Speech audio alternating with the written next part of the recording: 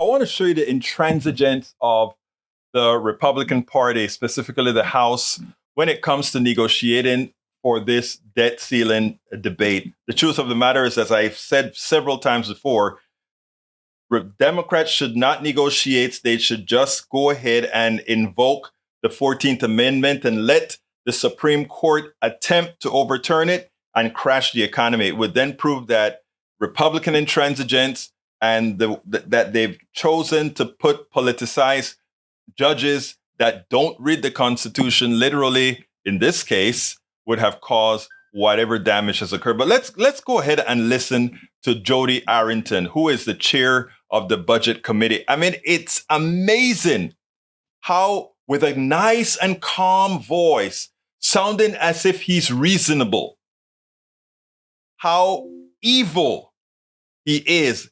And I'm going to explain that, because as he speaks, one would just think this is just simple negotiation.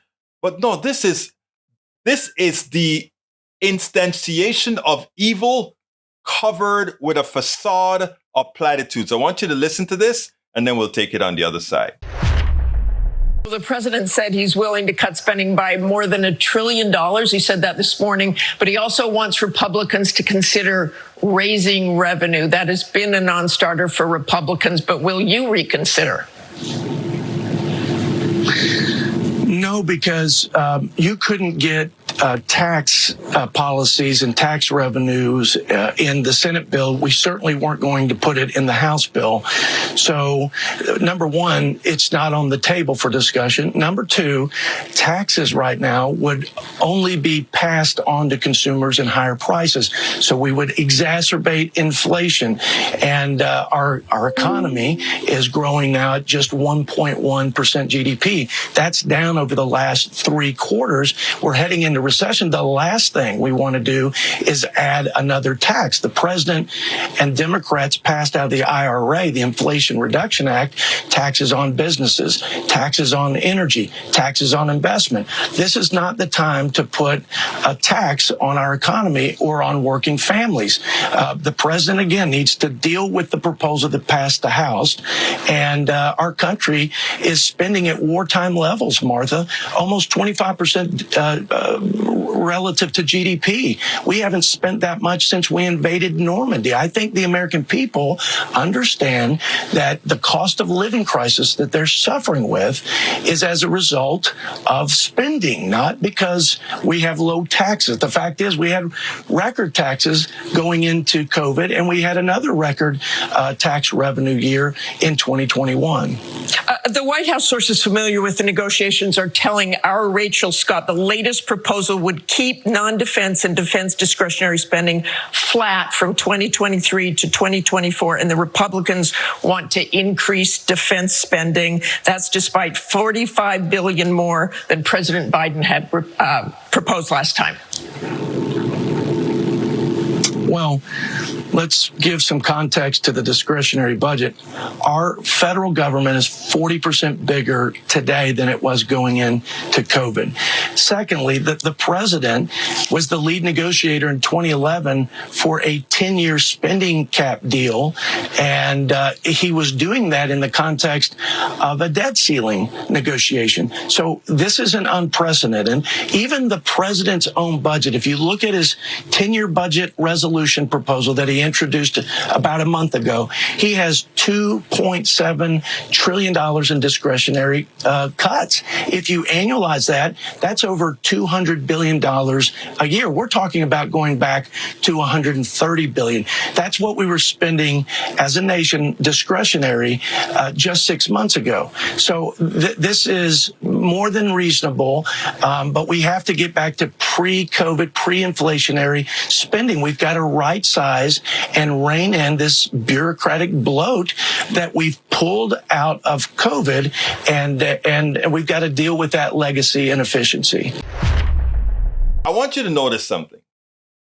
Remember what this budget wants to do. This budget wants to cut discretionary spending for SNAP, spending for childcare, spending for a whole lot of stuff, Veterans Affairs, etc., because that's the only place the cuts that they want can actually come from, given that what they want to do is not cut things like defense, etc. So when asked about the taxes, what's his answer? That wouldn't pass the Senate, so we didn't even think about putting it into the House bill that we passed. But worse, he simply said outright, that is not on the table.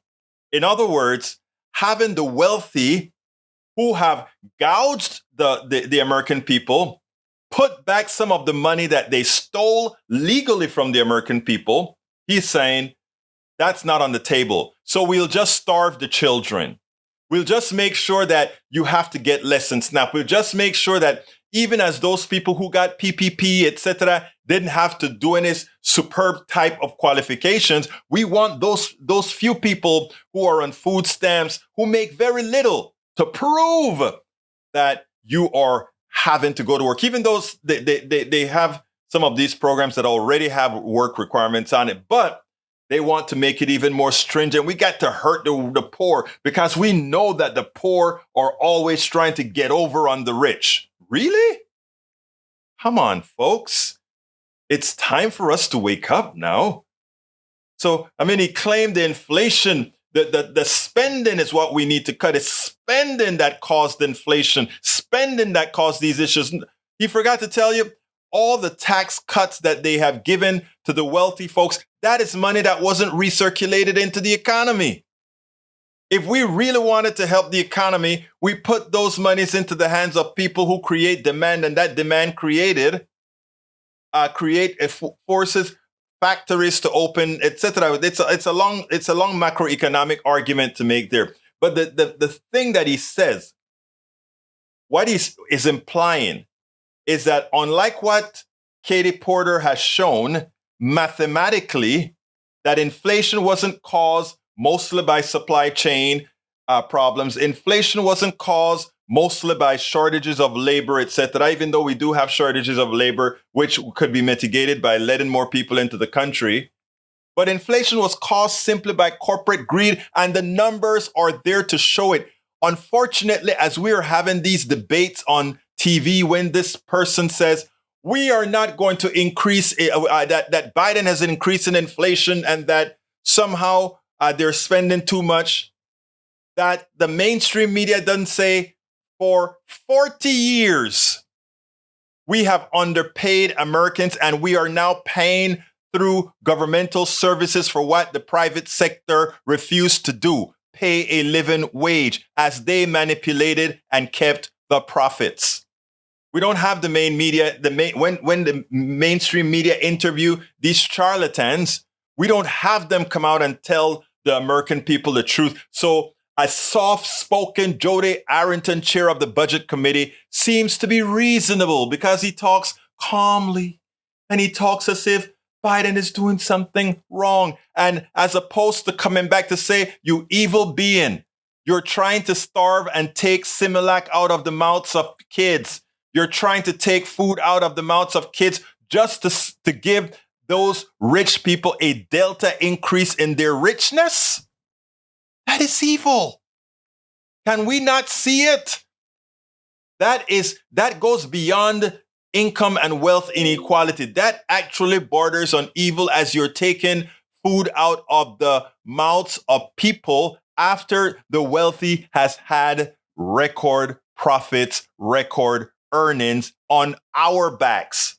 They didn't create those earnings. They didn't create those profits. We did. When we paid inflated prices for gasoline, when we paid inflated prices for eggs and everything else, that didn't go to the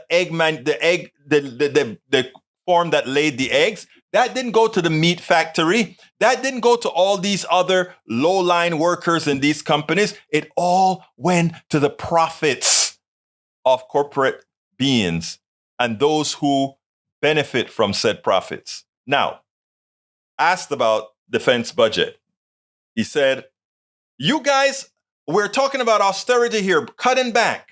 This is what Martha Raddatz tells him. We're talking about cutting back. How comes you want $45 billion more on defense than it's being requested by Biden? You want Biden to cut the food out of the mouth of kids.